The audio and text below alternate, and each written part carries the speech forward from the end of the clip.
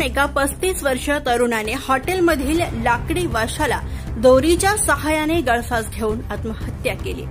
विजापूर रोडवरील सोरेगाव येथील जय मल्हार हॉटेलमध्ये मंगळवारी सकाळी 11:30च्या सुमारास ही घटना उघडकीस आली। निखिल अनिल माने वय 35 राहणार हेरिटेज अपार्टमेंट दक्षिण सदर बाजार सोलापूर असे गळफास घेतलेल्या तरुणाचे नाव आहे।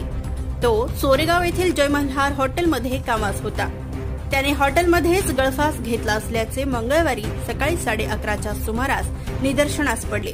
ही खबर विजापूर नाका पोलिसांना देण्यात आली असून घटनास्थळी पोलीस हवालदार YD जाधव यांनी पोहोचून सदरील मृतदेह इतरांच्या सहाय्याने गळफासावरून खाली उतरवून येथील शासकीय रुग्णालयात शवविच्छेदनाकरिता दुपारी दाखल केला, तर सिव्हिल पोलीस चौकीत याची नोंद करण्यात आली। Subscribe now and press the bell icon. Never miss an update.